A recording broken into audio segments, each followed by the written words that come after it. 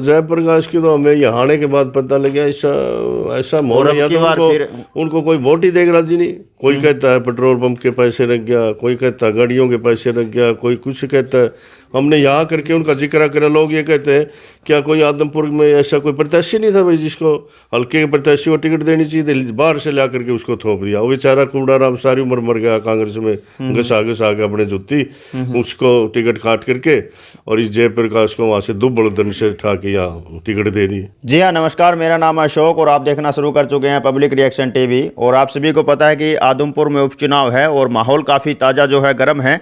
विभिन्न पार्टियों के जो नेता हैं, एक्स एमएलए हैं, कार्यकर्ता हैं, वो अपने अपने नेताओं को सपोर्ट करने के लिए, अपनी पार्टियों को सपोर्ट करने के लिए यहाँ पर पहुँच रहे हैं। और आज हमारे साथ में मौजूद हैं एक ex MLA Bharatiya Janata party से हैं, कुलदीप बिश्नोई के बेटे भव्य बिश्नोई, जो कि भारतीय जनता पार्टी से आदमपुर उपचुनाव में उम्मीदवार हैं। उनकी सपोर्ट में यहाँ पर पहुँचे हैं, सलेमगढ़ गाँव में अभी मौजूद है। हाँ जी, नमस्कार अशोक जी, धन्यवाद आपका। मैं सबसे पहले तो मैं अपनी तरफ से और पार्टी के समस्त कार्यकर्ताओं की तरफ से आपके चैनल पब्लिक रिलेशन का धन्यवाद करता हूँ, स्वागत करता हूँ। सबसे पहले अपना परिचय दे दीजिए। मेरा परिचय, मैं कलीराम पटवारी, एक्स एमएलए स्पीडो और बीजेपी का प्रदेश कार्यकारिणी सदस्य। और यहाँ मेरे को पार्टी की तरफ से प्रवासी प्रभारी बना करके भेजा गया। हल्का प्रभारी हैं मतलब कि प्रवासी प्रभारी इसका सलेमगढ़ गांव के। बिल्कुल। तो मतलब क्या लगता है, कुलदीप बिश्नोई के बेटे भव्य बिश्नोई मैदान में उतरे हैं, आप आए हैं हल्का में, आपने देखा है घूम फिर कर, क्या माहौल लग रहा है? देखो, मैं कल से हमारी ड्यूटी लगाई गई थी और कल से मैं गांव में भी खूब घूमा हूँ। कल भी आते सारे साथी बैठे हैं, 5-4 मीटिंग कल भी करी, आज भी हम सवेरे से हैं। और मैं हल्के के बारे में तो ज़्यादा अभी, क्योंकि मैं हल्के में घूमा नहीं हूँ, ज़्यादा नहीं कह सकता। लेकिन सलेमगढ़ के बारे में ये कहूँगा कि यहाँ तो मुझे ऐसा लग रहा है कि एक ही तरफा इलेक्शन है। यहाँ दूसरी पार्टियों की भी कोई ढूंढी वोट मिलेगी, ऐसा रुझान जो गांव का दिख रहा है। तो यहाँ बिल्कुल भव्य बिश्नोई जी के पक्ष में। और आज उनका प्रोग्राम भी 3 बजे, और मैं आपको भी आमंत्रित करता हूँ, आप भी आए और वो देखना, उनके विचार सुनना और माहौल भी देखना। गांव में आप घूम रहे हैं, कल से आपकी ड्यूटी हल्के में लगाई गई है, आज सलेमगढ़ गांव में आप मौजूद हैं। क्या मूलभूत मतलब जो आपको सुविधाएं जो आदमपुर में होनी चाहिए वो नहीं है, वो क्या लगी आपको? मुझे तो कोई ऐसी, खैर 1-2 जगह है कोई समस्या, जैसे पानी, क्योंकि मुद्दे आप रखोगे जनता के सामने, क्या मुद्दे रखेंगे? हम मुद्दे नहीं रखेंगे, जनता हमारे सामने मुद्दे रखेगी। मुझे जैसे हमारे सामने आए 1-2 मुद्दा, जैसे गांव का भी आया है। हल्के के बारे में तो मैं, क्योंकि हल्के में घूमा नहीं, मैं सारी नहीं बता सकता, लेकिन गांव के बारे में बताऊंगा। 1-2 समस्या आई है, जैसे कोई पानी की है या कोई निकासी की है।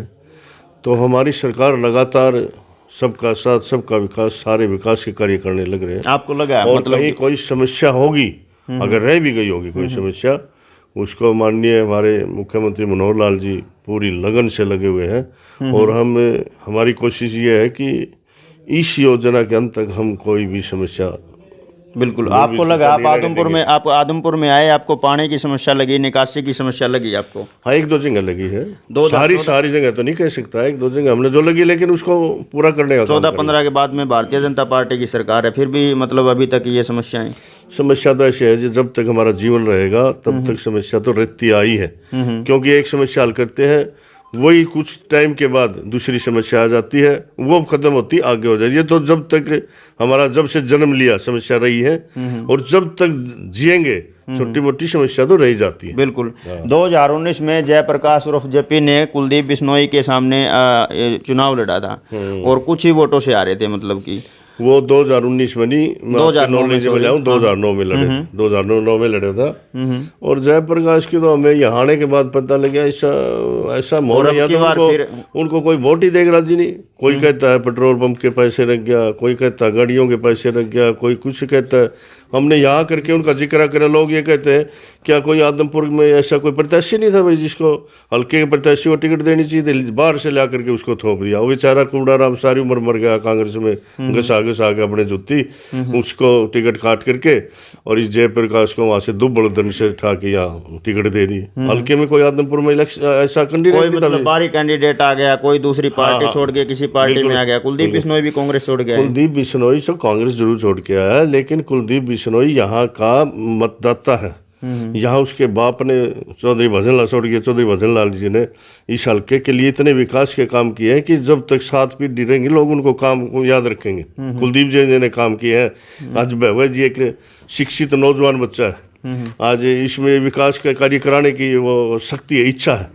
और ये जब विधानसभा के अंदर पहुंचेगा और माननीय मुख्यमंत्री मनोहर लाल जी जो भी हल्के की जितनी भी समस्या होंगी उनकी पूरी कराने का काम करेंगे और कोई भी समस्या कोशिश ये रहेगी, कोई समस्या नहीं रहेगी। आज जो बीजेपी के जो नेता हैं वो कुलदीप बिश्नोई की जो है बड़ाई कर रहे हैं। कल तक वो खुद काट करते थे बीजेपी की। ये तो देखो उनके बेटे का भी वीडियो ही वायरल हुआ था। हाँ बिल्कुल, ये जयप्रकाश से लगा लो ना, यो कल भूपेंद्र सिंह हुड्डा को गाली दिया करता जब इनेलो में होता था। किसकी पूछोगा मुझे? आपने कुलदीप की तो पूछ ली, आप इस जयप्रकाश की भी पूछो कहाँ था जयप्रकाश। जयप्रकाश इंडियन नेशनल लोकदल में होता था, भूपेंद्र सिंह हुड्डा को गाली देता था। आज भूपेंद्र सिंह हुड्डा की टिकट लेकर के आ गया। बिल्कुल, ये कुरडा राम था आपके बीच में। कल यूं नहीं गाली देता था इसको, इनको इनेलो को, दूसरी पार्टियों को। आज वो इनेलो की टिकट लिया। किसका इतिहास पूछोगे आप? ये तो बहुत लंबे इतिहास है। बिल्कुल। तो लगभग 5 से 6 हजार वोटों से चुनाव आ रहे थे जयप्रकाश। 6,000 से। बिल्कुल। तो अभी मतलब कि क्या स्ट्रेटजी बनाई आप लोगों ने जयप्रकाश? मेरा अंदाज ये है कि ये इलेक्शन हम पीछे कुलदीप जी ने जो 2019 का इलेक्शन लड़ा था, मेरे अंदाज में लगभग 31-32 हजार से जीत हुई थी। अब हम इस इलेक्शन में रिकॉर्ड तोड़ने का काम करेंगे। कम से कम हम 50,000 से ऊपर ये इलेक्शन जीतने का काम करेंगे और एक रिकॉर्ड बनाने का काम करेंगे। और इस हरियाणा विधानसभा में चौधरी भजनलाल की तीसरी पीढ़ी की एंट्री होगी। यूँ कहते हैं कि परिवारवाद के खिलाफ है भारतीय जनता पार्टी। भजनलाल, फिर उसके बाद में जसमा देवी, कुलदीप बिश्नोई, रेणुका बिश्नोई, अब भव्या बिश्नोई को उतार दिया। ये इन्होंने इस हल्के की जनता की सेवा कर रखी है। है तो परिवारवाद ना, और भी थे कार्यकर्ता, तो और भी नेता थे आदमपुर में भारतीय जनता पार्टी। देखो वो मेरिट चलती है, पार्टी में मेरिट चलती है। ये नहीं कि भी एक खानदान का एक एमएलए बन गया उसका कोई बने भी नहीं का। पार्टी कार्यकर्ता को मान सम्मान देती है, जिसका हक है उसको देती है। इस परिवार ने इस हल्के के लिए, ये आदमपुर हल्का है, ये चौधरी भजनलाल का परिवार है, न कि वोटर है। चौधरी भजनलाल ने इस आदमपुर क्षेत्र को अपने परिवार माना है और इसके काम किए हैं। इस मेरिट के आधार से इनका अधिकार बनता था, इनको टिकट दी पार्टी ने। बिल्कुल।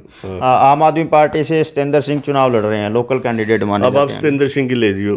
सतेंद्र सिंह 2014 में कांग्रेस से इलेक्शन लड़ रहा था, बीच में बीजेपी की गोद में जाके बैठा। आज आम आदमी पार्टी के लिए किस किस का जिक्र करोगे आप बताओ? वो तो ये तो हालात ऐसे है बस। तो जो राजनीति में कैसे देखते हैं आम आदमी पार्टी को? हमें तो उनको किसी मुकाबले में नहीं मानते हम तो। ठीक है, 1,000-2,000 वोट इसके अंदर ले जाएगा, उसके गांव के और कुछ साथी होंगे। और हरियाणा के अंदर आम आदमी पार्टी नहीं टिक सकती।